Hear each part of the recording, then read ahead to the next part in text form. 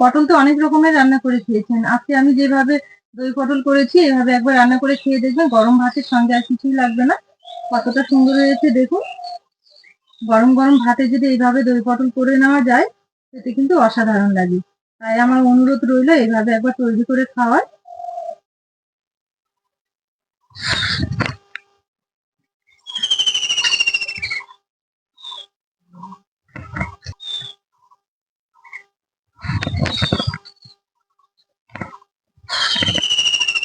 নমস্কার বন্ধুরা, আপনাদের সবাইকে অনেক অনেক স্বাগত জানাই কাজেরি ভিলেজ ফুড রান্নাঘরে।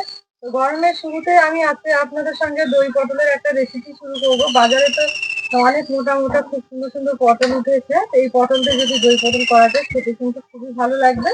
তো চলুন আজকে আমি দই পটলটা কিভাবে রান্না করছি, আশা করছি আজকে রেসিপি দেখতে আপনাদের খুবই ভালো লাগবে।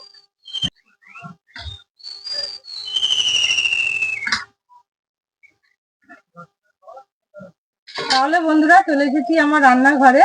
তো দই পটলের জন্য এখানে আমি বেশ বড় বড় সাইজের মোটা মোটা পটল নিয়েছি। এবার পটলগুলো আমি খুব ভালো করে চোখা ছাড়িয়ে পরিষ্কার করে ধুয়ে তুলে নেব। আর এই দই পটলের জন্য যা যা রান্নার মশলা লাগবে সম্পূর্ণ কিন্তু আমি গুছিয়ে নিয়েছি। তো এবার পটলগুলো চোখা ছাড়িয়ে নেব।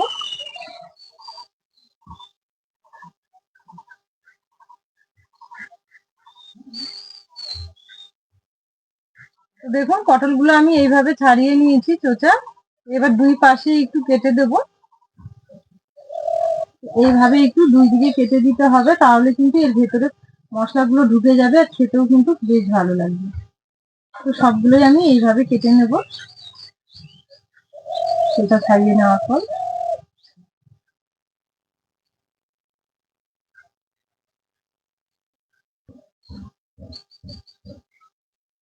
তো দেখুন আবারও ওইভাবে কোটা ছাড়িয়ে নিয়েছি, এইভাবে কেটে নেব। দেখুন এখানে আমি পটলগুলো চোখা ছাড়িয়ে পরিষ্কার করে ধুয়ে তুলে নিয়েছি। এবার একটু লবণ হলুদ দিয়ে মেখে নেব। লবণ দেবো আর দেবো একটু হলুদ গুঁড়ো। এবার খুব ভালো করে মেখে নেব লবণ হলুদ দিয়ে।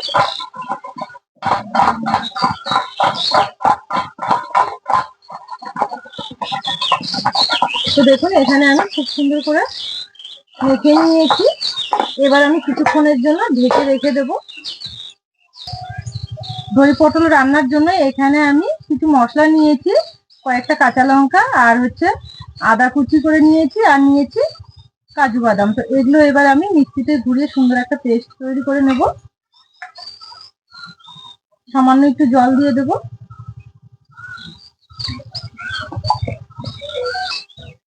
তো দেখুন খুব সুন্দরভাবে একটা পেস্ট তৈরি করে নিয়েছি, এবার বাটিতে ঢেলে নেব।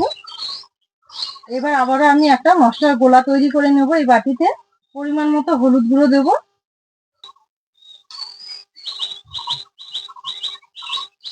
আর দেবো জিরে গুঁড়ো, আর দেবো ধনে গুঁড়ো, সুন্দর একটা কালারের জন্য দেবো কাশ্মীরি লঙ্কার গুঁড়ো।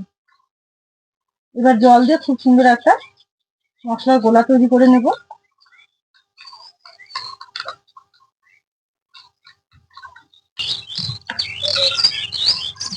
সম্পূর্ণ মশলা আমার এদিকে রেডি করে নেওয়া হয়ে গেছে। এবার রান্নার জন্য উনুন ধরিয়ে কড়াই বসিয়ে দিয়েছি। এবার কড়াইয়ে দেবো সর্ষের তেল।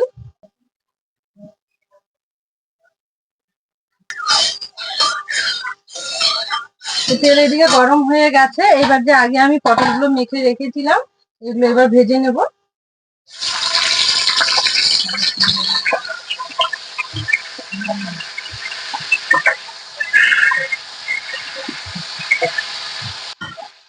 তো পটলগুলো এবার হালকা আছে এভাবে নেড়ে চেড়ে খুব সুন্দর করে ভেজে নেব। তো দেখুন হালকা আছে নেড়ে চেড়ে পটলগুলো কিন্তু আমি খুব সুন্দর করে একদম নরম করে ভেজে নিয়েছি। এবার তুলে নেব।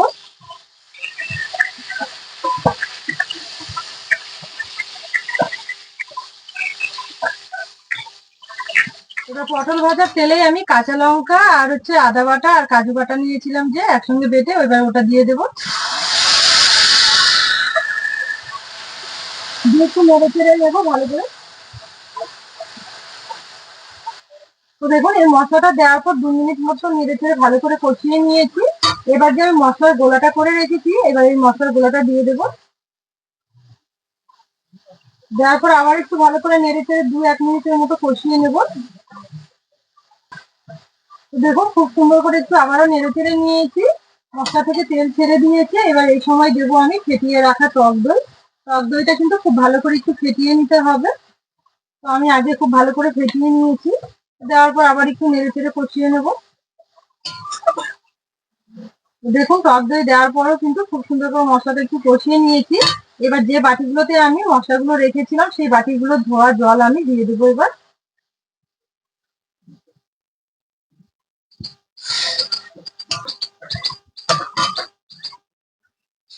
এবার দেবো আমি স্বাদ মতো লবণ।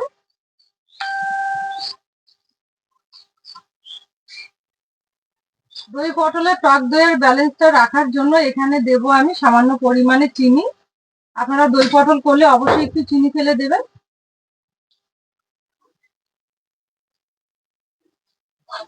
আবারও নেড়ে চেড়ে ভালো করে কষিয়ে নেব।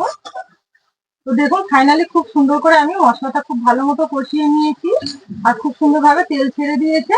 এবার আমি জল দিয়ে দেব। তো দই পটল করার সময় কিন্তু মাথায় রাখতে হবে, যেহেতু দই পটলের গ্রেভিটা ঘন হবে, তো সেই কারণে কিন্তু জলটা পরিমাণে কম দিতে হবে। তো জলটা দেখুন আমি এই মাপে দিয়েছি, একটু ঘন রয়েছে। এবার আমি পটলগুলো দিয়ে দেবো এর মধ্যে।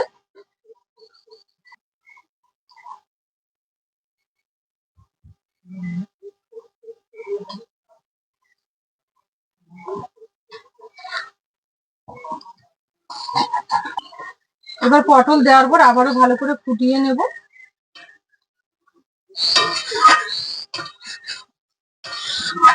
তো দেখুন পটলগুলো দেওয়ার পর আবার একটুখানি ফুটিয়ে নিয়েছি হালকা আছে। একদম গ্রেভিটা ঘন হয়ে গেছে। তো নামানোর আগে এবার আমি এখানে দারুচিনি আর এলাচ গুঁড়ো নিয়েছি, এবার এগুলো দিয়ে দেবো। তো এই গরম মশলাটা দেওয়ার পর আবার একটু নেড়ে ছেড়ে একটু পরে কিন্তু নামিয়ে নেব। রান্নাটা কিন্তু আমার একদম হয়ে গেছে, এবার নামিয়ে নেব।